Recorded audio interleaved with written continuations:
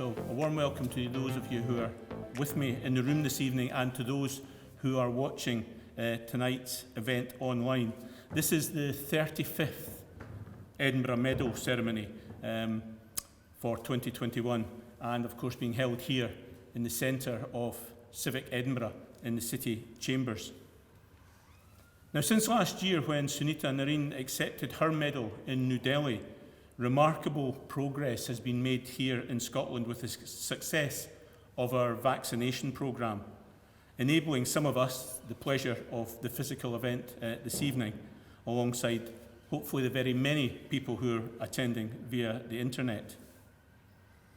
Now, it's possible to be seduced by the apparent power of the technology that we're experiencing this evening.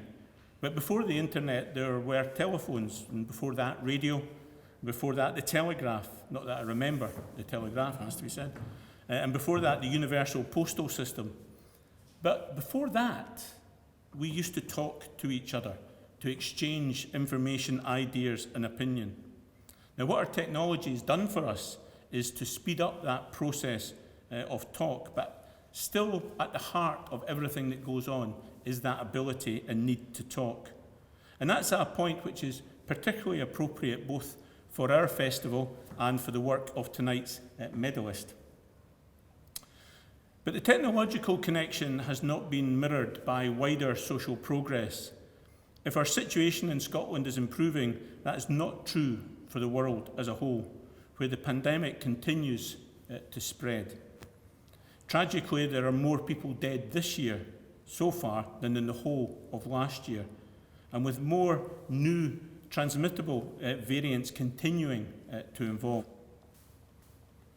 Alongside the international COVID crisis, our global population are also facing the more profound impacts of the climate crisis and the destruction of biodiversity, perhaps best illustrated with the current news coming from the west coast of America and Canada, where we're seeing some extreme climate conditions.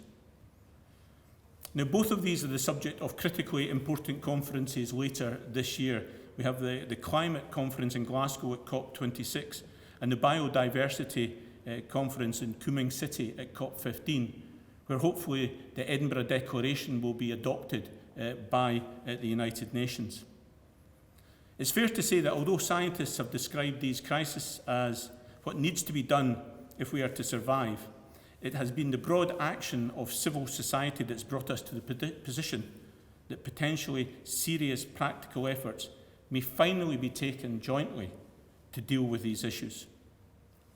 Our Science Festival, as the mother of all science festivals, is part of that global movement, for without the discussion and debate between all the members of society, scientific and lay, we would not have reached where we presently are. But we need now to see delivered practical, urgent action across the world. We can and must all play our part in that. Now, this year's medalist has demonstrated in her work the combination of science and social practice necessary to have a direct, beneficial impact upon our world.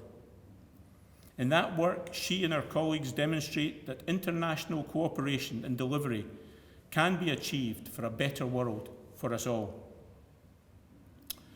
I would now like to call upon Professor Linda Bauld, OBE, to deliver the oration. Linda.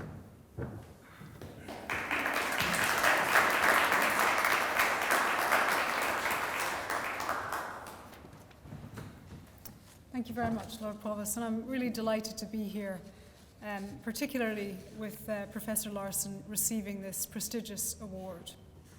You will know that my colleague, Professor Devi Sridhar, had hoped to be with us as well today and hasn't been able to do so. So I'm just going to say a few words on behalf of both of us this evening. So Heidi's work in combating misinformation and reducing vaccine hesitancy has always been important, but never as much as now, as vaccines are one of the best routes out of the COVID-19 pandemic, which has thrown all our lives upside down since last March. When thinking of Heidi's work, I was reminded of the quote, "A lie can travel halfway around the world while the truth is still putting on its shoes." And investigating this, it actually is the case that it's often attributed to Mark Twain, that quote, but it may have originated from the Irish writer Jonathan Swift nearly a century before Mark Twain's birth. Nonetheless, no matter who said it and when it was first said, the content is still as relevant today as it was centuries ago. Heidi is a professor of anthropology, risk and decision science at London School of Hygiene and Tropical Medicine, and clinical professor, Institute of Health Metrics and Evaluation at the University of Washington. Her research focuses on the social and political factors that can affect the uptake of health interventions and also, importantly, influence policies. Now, as you'll all know, a public health intervention is defined as any effort or policy that attempts to improve physical and also mental health potentially at the population level. We would all think it would be hard to argue with that, but as we have seen over the past 18 months, people have often disagreed or protested against such interventions. And the latest example of that is vaccine hesitancy, with many people shunning or spreading misinformation about vaccines globally, despite robust clinical trials which have been pored over meticulously by regulators worldwide before making any approval decisions. And this is why the Vaccine Confidence Project, of which Heidi has been the director since 2010, is of such vital importance. The Confidence Project helps the truth get its shoes on and start running much quicker than before. A research team with a broad range of expertise, anthropology, digital analytics, epidemiology, policy, psychology, and they all carefully monitor public confidence in vaccination programs. And through an information surveillance system that can detect early any concerns around vaccines and evaluating the risk level of public concerns by the analysis of news, social media, and community conversations worldwide. So they can really assess any potential disruption to vaccine programs. And when they identify a risk, it's possible to provide guidance and engagement with the public to ensure trust in vaccines and immunization programs are not undermined. And based on their experience and insight, Professor Larson and her team had advised governments, pharmaceutical companies, social media companies, and humanitarian organizations in how to tackle misinformation that can feed into hesitancy. But the Vaccine Confidence Project, of course, is not the only time that Professor Larson has worked with humanitarian organizations. In fact, that's where her career started with Save the Children, and this was followed with work with UNICEF and also Save the Children in Nepal in particular. And in her work, I understand she's always strived to appreciate what people have to say and the differences they might have with each other, with technology, or at the moment, immunization programs. And she's found importantly that listening to people and asking them about their concerns and listening perhaps to the rumors that have been spread and responding to those concerns brings about a more positive result than telling people what you think they need to hear. This insight has been instrumental in the work that Heidi has done in supporting vaccination programs in Sierra Leone, Rwanda, the Democratic Republic of Congo, and Uganda. And in my own work, and also in Devi's in the Usher Institute at the University of Edinburgh, we know that it's really important to understand local needs, whether it's here in Edinburgh, across the UK, or the work that she and I do in global health. And we've often referred to Heidi's research when doing our own. In a recent article in The Lancet, Heidi said that her father would often say, "Don't believe everything you read, question it." And I think that's good advice for everyone, especially researchers. But as researchers, I feel we also have a responsibility to provide answers when people do question us. So this is something Heidi's done time and time again through her work, and in doing so, I'm sure she has helped save many lives, because what we are seeing through this current wave of the pandemic is that vaccines are preventing a huge numbers of death. So we find, both Devi and I, great inspiration from Heidi and her work, and I hope that many others do, especially women, as we need to really make sure that we support more women to make this contribution across a wide range of disciplines as we move forward through this pandemic and look ahead. So I'm very much looking forward to hearing from Professor Larson, and thank you again.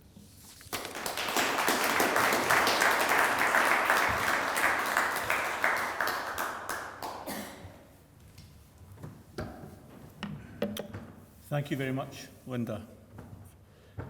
It's my honour now to present Professor Heidi Larson with the Edinburgh Medal, and I will do so by beginning by reading the citation, of which there is a hard copy on the table in front of Professor Larson.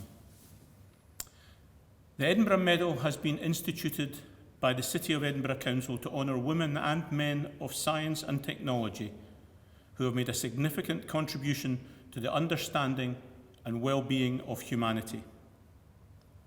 The Edinburgh Medal for 2021 is awarded to Heidi Larson in recognition of the role that she has played in recognising the importance of popular and widespread views and misunderstandings of vaccines, approaching it with empathy and understanding, not condemnation, developing programmes and an international organisation and networks to practically engage with communities to advance public health and social well-being for the benefit of all.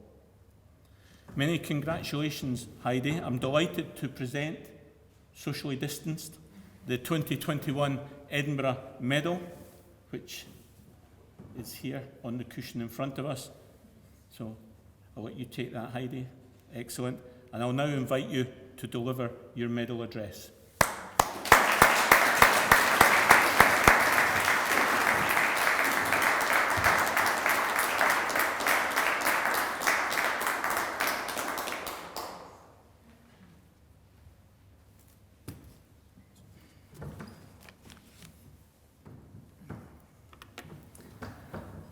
Thank you very much. It's a true honor to be here and receive the 2021 Edinburgh Medal.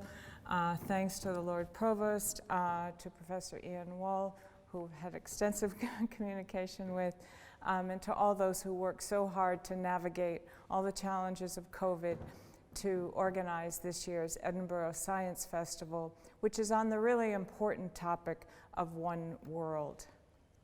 It has been a challenging year for all of us, well, more than 1 year, but this past year, with COVID touching every life on the planet in one way or another, and its impacts are far from over.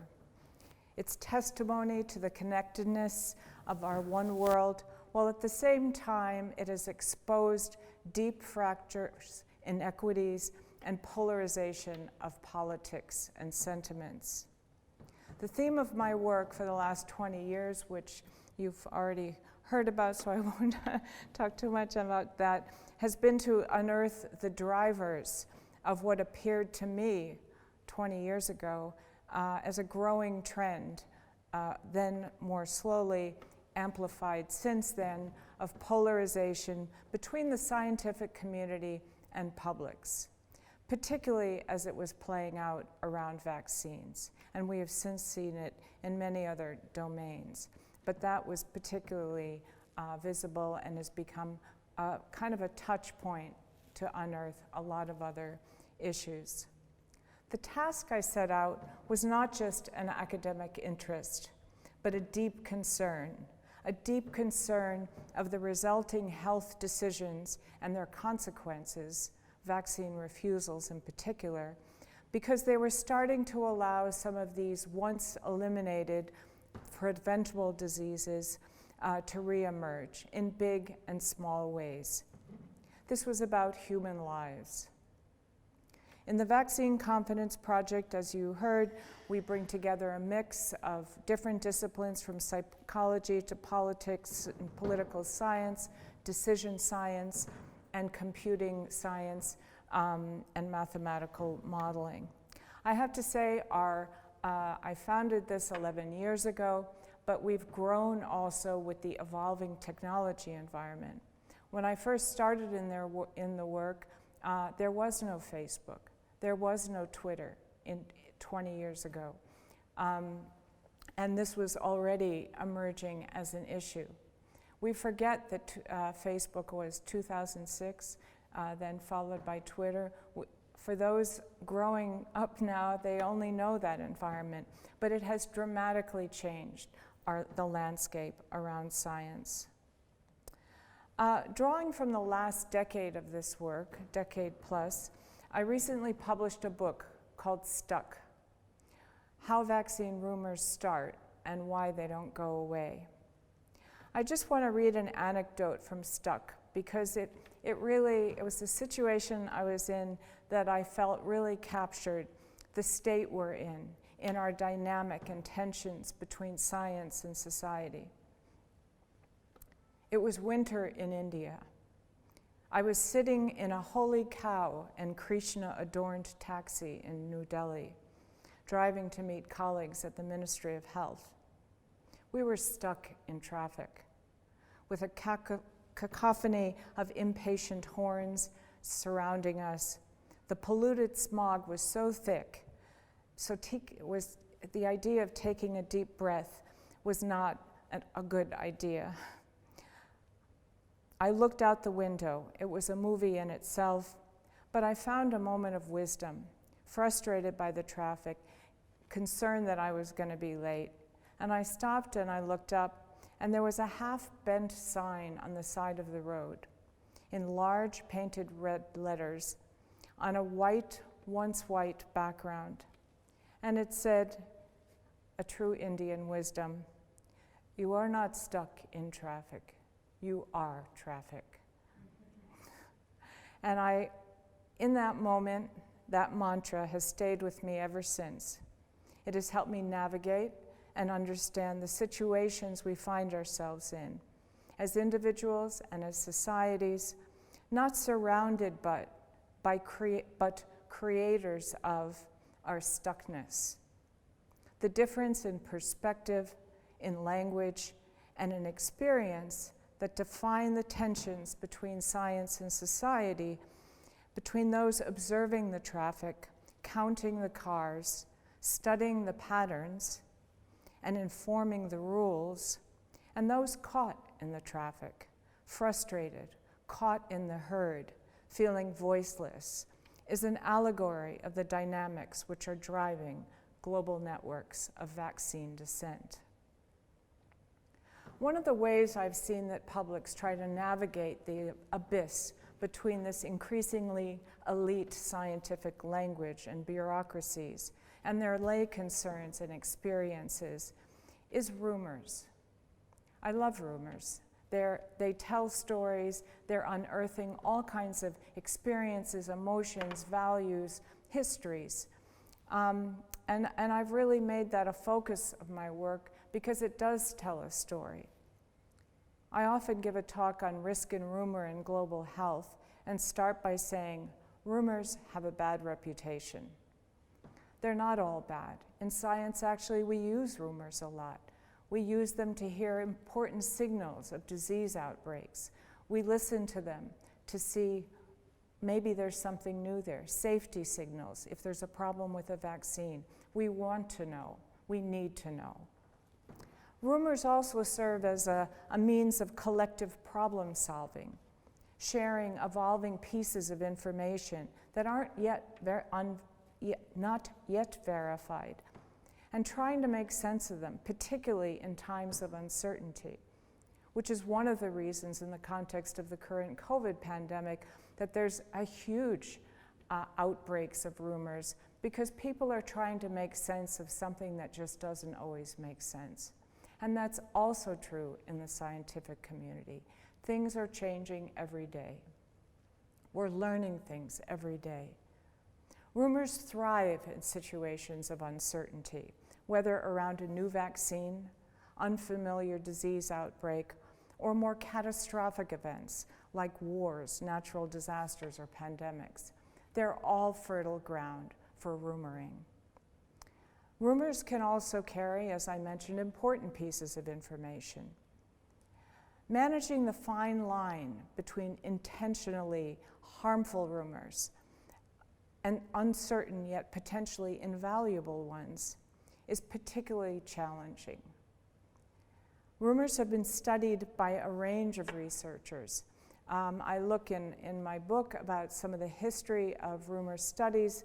Psychology of rumors is a huge area, a discipline that's really looked into rumors, both from the sides of personalities of people who are rumor spreaders and rumor keepers, and those who characterize society by the nature of the rumor, wedge-driving, fear-provoking, wishful thinking rumors. The whole science of rumors had a particularly big explosion of articles in Nature and others by mathematical modelers on Rumours and also in psychology around the World War, the First and Second World War, which are, again, we didn't have the connection we did, and people wanted to know, where were their sons, brothers, fathers? Were they okay? Were they not? Will we ever know? In the context of the current misinformation environment, or COVID-driven infodemic, as been coined by the World Health Organization, my research is particularly on understanding the fertile ground, as some of the mathematical modelers talked about it in some of their early work, the vulnerability factor, the ones who are prone to infection. Because you can look at a virus model in the same way as you look at Rumours. You need an agent, you need the fertile ground, you need the dynamics. You can bring some of the same dynamic systems thinking to Rumours. But my concern is that, and we've been in our research group particularly looking at what we call the Misinformation Susceptibility Index that we're developing. Because I think that there's been a disproportionate focus on fact-checking and debunking pieces of misinformation, clipping the head off of weeds that will just flourish instead of getting rid of the root causes of the dissent, the drivers. Trying to delete or correct a rumor without considering the reasons behind it is missing the point. And Missing the Point was actually the working title for my book, until I was told by Oxford University Press that actually one word is going to be much better. So we found one. But I think the underlying theme of Missing the Point resonates. Pushing rumors underground may temporarily suppress, if not aggravate, those who have strong beliefs. For those trying to make sense of uncertainty through a rumoring process, feeling censored or suppressed can actually further alienate them and instill even more distrust in information sources and official sources. I think about this a lot when I see governments wagging their finger at Silicon Valley and saying, shut it down, Facebook, shut it down, YouTube, fix this problem. Well, if only it were that easy. I spent a lot of time engaging with, in conversations with, sitting with different teams at Facebook and YouTube and Instagram and others to try to think through this. It is not that easy. There is no switch you can flick to turn this off. And even if you could, it would go somewhere else. And that makes it even more complicated. We've already seen in some of the measures that are being taken in Silicon Valley with the tech companies, we're seeing the conversations, the anxieties, the dissent move. We see them go underground, which makes it much harder for us to understand what is going on. It's not necessarily a productive way to do it. We've seen, since the beginning of the Vaccine Confidence Project, we used to follow online news information because that was the most ubiquitous thing to look at. And we saw all kinds of perspectives on vaccines in the news. And slowly, slowly it disappeared from news. Right now, in our news, we continued our online news monitoring.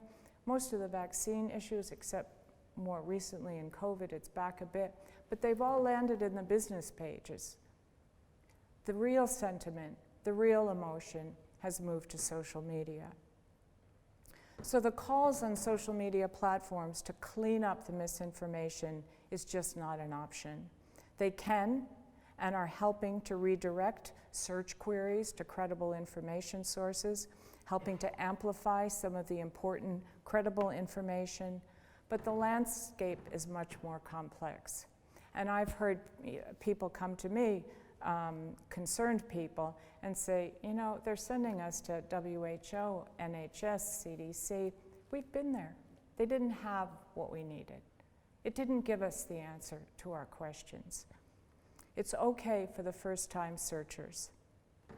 Much of the circulating information is also instilling doubt. The strategies of people who are questioning, some purposefully and some genuinely, is asking questions, and they're not overtly spreading mistruths. So it's not so straightforward. And we cannot delete, doubt. Doubt is the soul of science. Doubt and questioning. And who are we to be repressing the doubts and questionings of others when that's what keeps us driven as scientists? Many of the vaccine narratives are also, both pro and con, highly embedded in websites and conversations that are, and social networks that are about other things, a lot of other things. And that's been even more in the context of COVID. It's in from your taxi driver to your whoever, shopkeeper, your Deliveroo, everybody is talking about vaccines. Should I or shouldn't I? What do you think? Did you get your jab?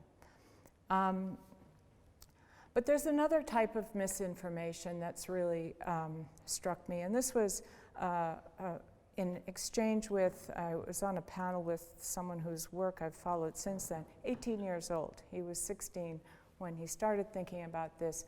This is someone named Ethan Lindenberger. He lives in the US. He was 16, 17. His mother was fiercely anti-vaccine. But when he was 18, he said, I can get a driver's license, I can vote, I can decide to get a vaccine. My mother won't go near it, but I know better. And he went on to Reddit, and he just asked, really genuinely, listen, I decided I want a vaccine, where do I go to get one? He was flooded with all kinds of information. A lot of peers saying, oh, can we do this? Where can we find it? And it became a bit of a sensation, and he's been hugely attacked by some of the anti-side. But I was on a panel with him in Brussels at an EU summit on vaccine actually it was a global summit hosted by the EU on vaccines. And he got up there and he said, you know, there's misinformation and there's misinformation. But there's one piece of misinformation I'm really worried about, and I echo his concern. And he said that piece of misinformation is that those who have misinformation or seem to be spreading it are not bad people. They have one piece of their thinking that believes something, but you can't shut them down. Speaking of the cancel culture in a sense. He said, my mother is a loving mother.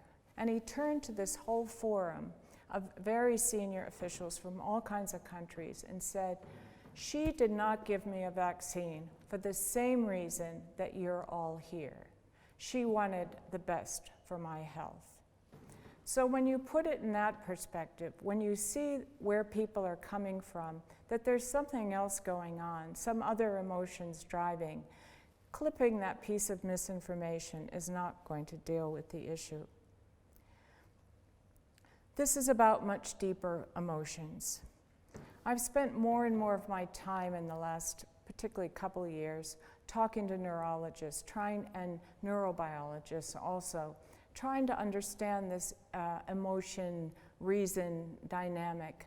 And the whole field of neuroscience is seeing more and more how intricately involved reason and emotion are, and that the clusters in our brain, and I'm not going to start to go there in any detail because it's not my field, but they work collectively.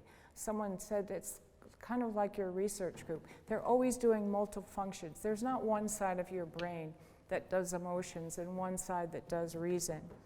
As one of my colleagues, a neurobiologist, she said, emotions don't exist to make us think. They exist to keep us alive.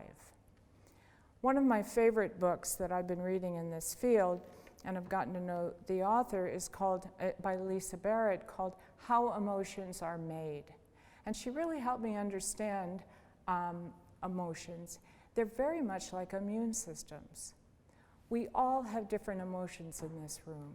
We all have different psychological frames that make us more or less vulnerable to misinformation. Every event, every experience you have from childhood shapes your emotions in the same way your immune system, with each exposure, can frame and build your immune system. I want to come back and end with thinking about the relationship between technology and society.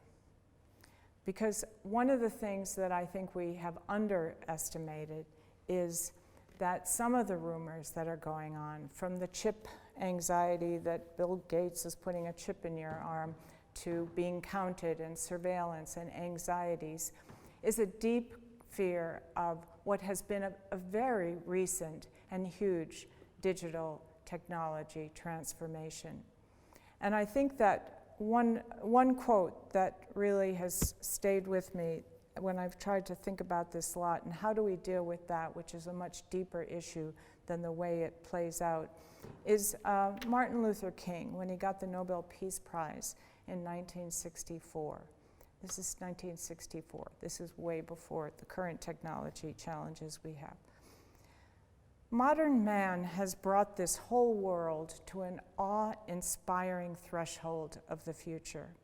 He's reached new and astonishing, I would add, he and she, have reached new and astonishing peaks of scientific success.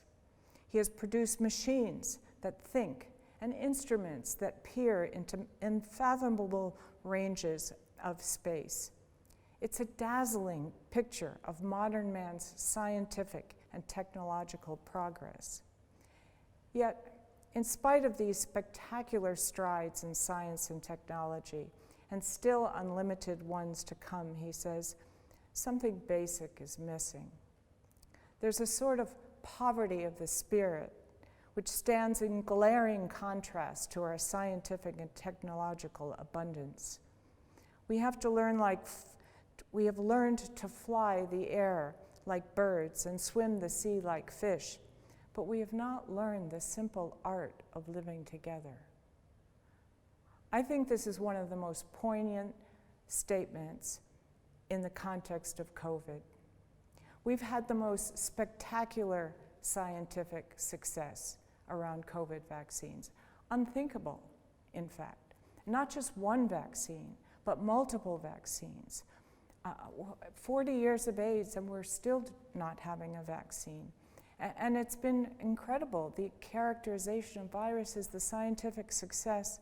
And look at the state of the world in terms of its not the simple act of living together, issues of inequity, how somehow this has created more polarization, more division, more inequities. Something's wrong. We need to turn this opportunity around. When I started to write this acceptance talk tonight, I thought of the title, Put Your Guns Down, People Are Scared. Because we attack in reaction to people say, I don't want that vaccine. Why are you being so stupid? Why are you being so ignorant? What's going on there? So put your gun down. Somebody's scared. Somebody's nervous. They're anxious. They don't know what to do. They may not come back for the next consultation. I had one woman contact me once. She's one of the members of a group of chapters around the UK that are more nature prone. Their values of life, from natural food to home births to a whole range of things, and a lot of them are not fans of vaccines. But I had been on a BBC panel one morning, and I was leaving the studio, and I got an email, I guess they're on our school website, saying, thank you. I'm just emailing you to thank you, because I'm always nervous somebody's going to say, why did you say that? Well, I'm not always nervous, but I do get a lot of that. She said, thank you for not blaming parents. And I thought, wow. And she said, we're always being blamed for all the immunization problems in this country.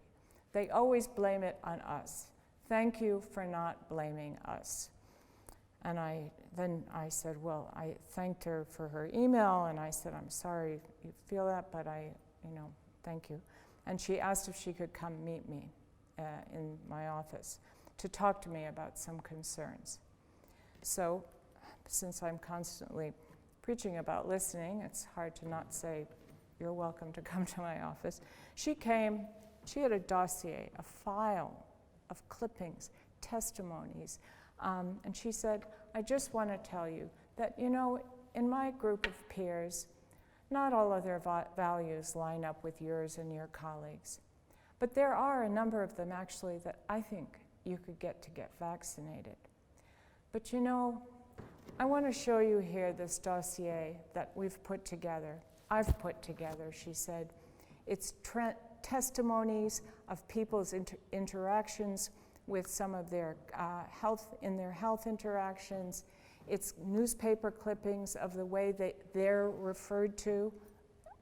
She said, you should tell your peers that if they just talk nicely, maybe they'll get more people to vaccinate. And I just sat in my chair and I said, you know, here's someone who is coming from a community that doesn't even really believe in vaccines. And she's coming to try to say, hey, if you just tell your peers to talk more nicely, you're going to get more people on board. And I felt very moved that she felt courageous enough, because it was a big move for her to come to my office. But I was also disturbed that it would come to a point where people would feel like they kind of had to go through somebody else because they weren't going to be listened to. So I'm going to just end here with a couple lines from the book that tries to pull it together a little bit. We're in a situation with a Babylonian mix of truths, partial truths, and intentional lies that has taken a toll on public trust in science. And even the very need for vaccines is being questioned. There's been an overall tectonic shift away from trusting experts to having more confidence in the opinions and evidence shared in stories circulating among neighbors, friends, colleagues, and online social networks. And it speaks to a near reversal of the Age of Enlightenment. 300 years ago, science was championed as freedom from religious dogma. I even learned today that the the university was non-religious at the start. That was a break from the religious dogma. That was to have free thinking. Science meant free thinking and being able to doubt and question. It was okay. Today, science, in the eyes of the public, has become the new dogma. To some, it feels inaccessible, didactic, impersonal, and stripped of the human emotions of daily life. I just want to end with a call for a more humane science, embracing, not alienating, human emotions, values, and realities. Thank you very much.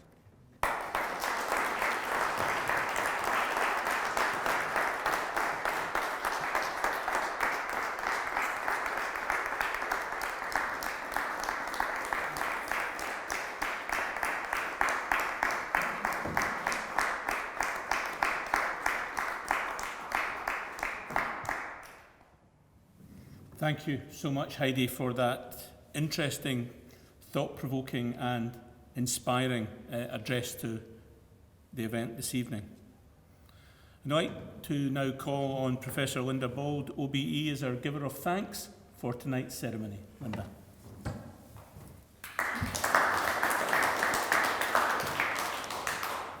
Well, that was really inspiring. I really enjoyed listening to you, Heidi, and I learned several things from that.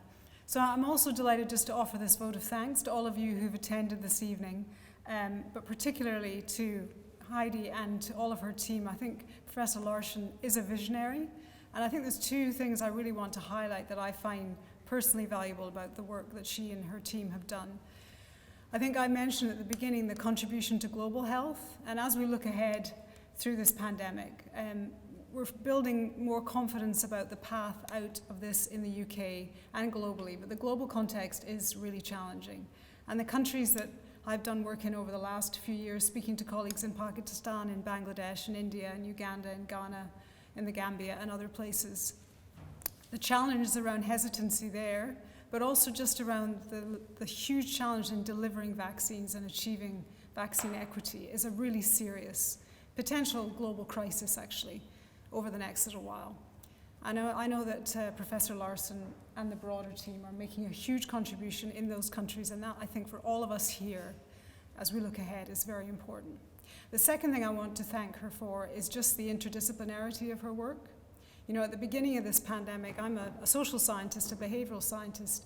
I think we thought this was for the virologists and the epidemiologists, and we didn't really have a role to play. But I think one of the positive things to emerge from this, aside from the scientific advances we've seen and the acceleration of science and medicine, has been the interdisciplinary research that's been done around this crisis and the place for scientists from multiple disciplines to have a voice, social anthropology, social scientists, along with our other colleagues. So thank you for that as well. But in terms of this event, I just want to also thank very much the Lord Provost for his welcoming us here and hosting us, also to Professor Wall for his contributions, and particularly as well to the City of Edinburgh Council for recognising the outstanding scientific achievement and for instigating this prestigious award back in 1988. Also to Edinburgh Science and the Edinburgh Science Festival for delivering the event, and for the Science Festival that's been taking place online and in person over the last little while. So please do join me then in a vote of thanks, and also just to echo Heidi's words about having kindness and a science that embraces listening and taking into account the views and opinions of people from all backgrounds. I think that's something we can all take away from us this evening. So thank you very much for attending.